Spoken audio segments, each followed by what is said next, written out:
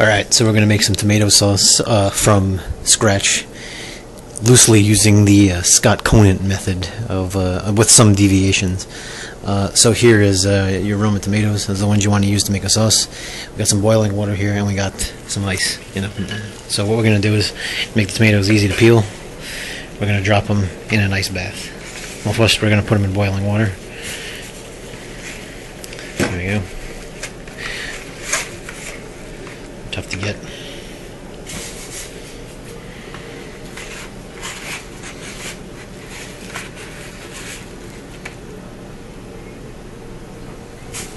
Yeah, I've been there about a minute. We'll let them boil for about a minute.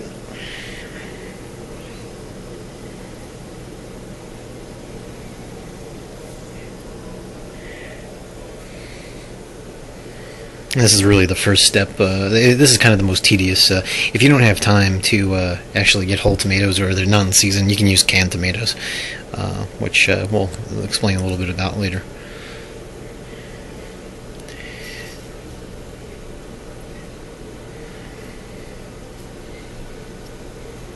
This is just going to make them easier to peel.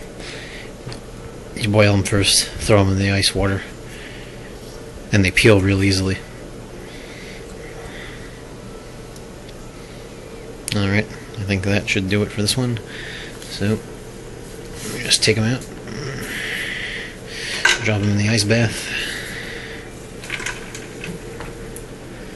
and this will make them very easy to peel. Alright, so now we're going to go to step 2. We got our tomatoes peeled. I halved them, and one thing that a lot of people will tell you to you scoop out the pits and the seeds and things like that. I'm leaving the seeds in. I just don't feel like really scooping out the seeds. It's really tedious for me. I'm not going to do it. Some people say the seeds hurt the flavor of your sauce. Maybe it does. I don't know. I never noticed it, so I'm going to leave them in. Whenever I make a canned tomatoes, I always leave the seeds in, and never hurts it. Don't really notice. Don't care.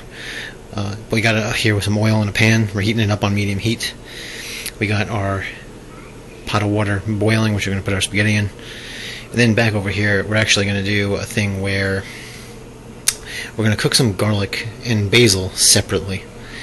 And then later we're going to infuse that in. And we're going to start the garlic slow on a low heat. Actually, let's do that now.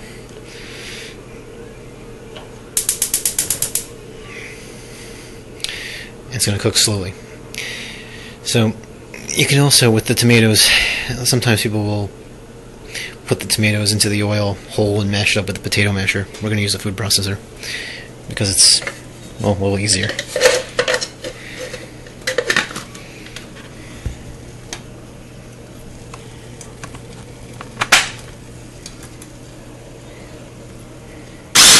Whoops. Yeah, we'll hold it with 2 hands.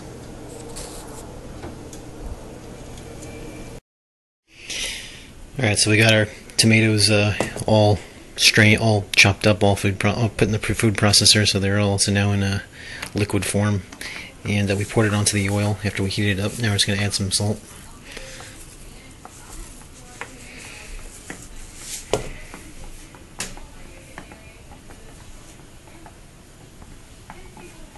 Stir it around a little bit. And we're just going to cook this. We already started boiling the water for the spaghetti, so this is actually not something that's going to cook forever. It's really actually kind of short. It takes about 25-30 minutes actually altogether. And as we also said, we started cooking our garlic over there a little bit. We're also going to add something to that, actually. I'm going to do a sprinkle, some hot pepper in there as well. And that's cooking slowly, like we said, low heat, cooking very slowly. And we're going to add some basil to that a little bit later. Alright, so now we got our sauce boiling nicely, and then we got the water here is boiling. And when the water starts boiling here, before you add your spaghetti, so we want to throw some basil into that cooking garlic and pepper. So I'm going to throw that in there now. And that's all going to infuse into that oil.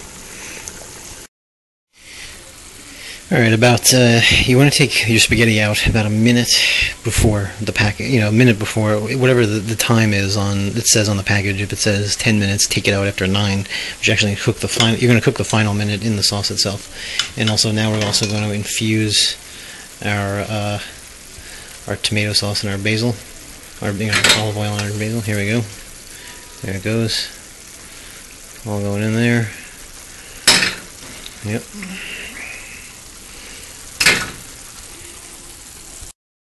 You're gonna stir it around in there.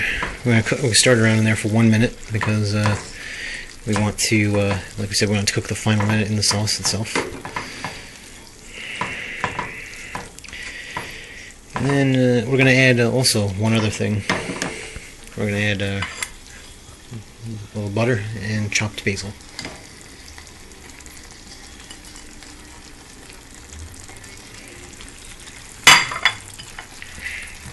Mix that in there.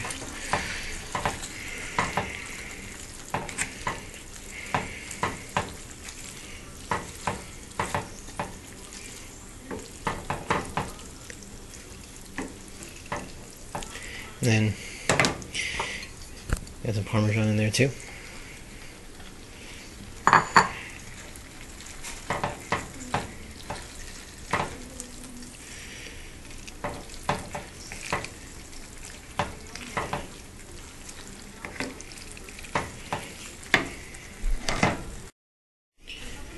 Alright, and then pretty much done. You just drop it on a plate.